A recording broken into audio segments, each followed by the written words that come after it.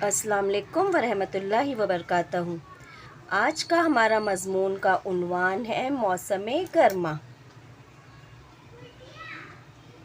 ठीक है, यहाँ पे कुछ पॉइंट्स लिखे हुए हैं जिन्हें मैं पढ़ती हूँ। आप चाहो तो पॉइंट्स में लिखो या आप चाहो तो इसे 2 या 3 पैराग्राफ की शक्ल देकर मज़मून बना लो। ठीक है।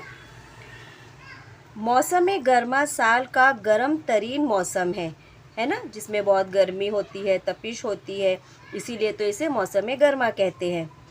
मौसम गर्मा में सूरज की तपिश ज़्यादा होती है। इस मौसम में सूरज बहुत आबोताब से चमकता है। इस मौसम में दिन लंबे और रातें छोटी होती है। दिन लंबे का मतलब होता है कि उजाला जो है, रोशनी है, वो ज़्यादा देर तक होती है और अंधेरा कम देर तक होता है। गर्मियों में लोग सुकून के लिए हल्के फुल्के सूती कपड़े पहनते हैं, है ना।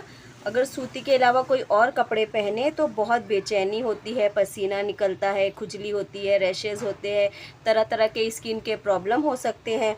इसलिए लोग कोशिश करते हैं कि मौसम गर्मा में हल्के फुल्के सूती कपड़े ही पहने। गर्मी की शिद्दत को कम करने के लिए सब लोग ठंडे मशरूबात और फलों का ज़्यादा इस्तेमाल करते हैं, यानी ज़्यादा से ज़्यादा फल का इस्तेमाल करते हैं और ताकत हासिल करते हैं या सुकून हासिल करते हैं, ऐसा कह सकते हैं। फलों का बादशाह आम भी इसी मौसम में मैसर होता है। जो फल है, मौसमी फल अपने अपने मौसम में ही आते हैं, उनकी पैदावार होती है। तो गर्मी का मौसम जो है वो आम की पैदावार के लिए है, यानी कि फलों का बादशाह आम भी इसी मौसम में मैसर होता है। भारत में स्कूल की छुट्टियां गर्मी में होती हैं।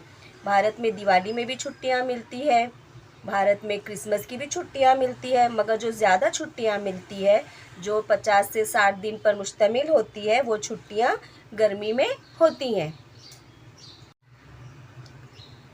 कई लोग इस मौसम में पहाड़ी मकामात और साहिल समंदर पर सैर करने जाते हैं। जैसा कि गर्मी की तपिश से लोग परेशान होते हैं, सूरज की आबोताब से लोग परेशान होते हैं, तो वो पहाड़ी मकामात, क्योंकि वो सर्द होते हैं, वहाँ ठंडा मौसम होता है, जाना पसंद करते हैं।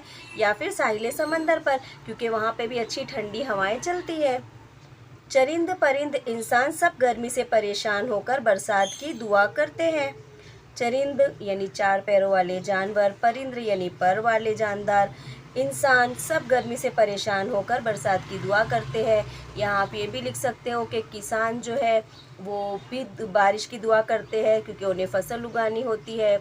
आप ये भी कर सकते हो कि कुछ गांव वगैरह में नदी नाले सूख जाते हैं, पानी की तकलीफ़ होती है, तो वहाँ पर भी जो है लोग बरसात के लिए दुआएं मांगते हैं। और अल्लाह ताला इन सारी परेशानियों से हम सबको बचाए रखे। उम्मीद करती हूँ कि आपको ये वीडियो पसंद आया होगा। आप इसमें अपनी मर्ज़ी से पॉइंट ज़रूर लिखना।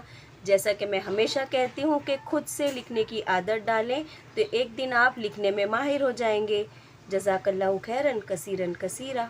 अल्लाह हाफिज़।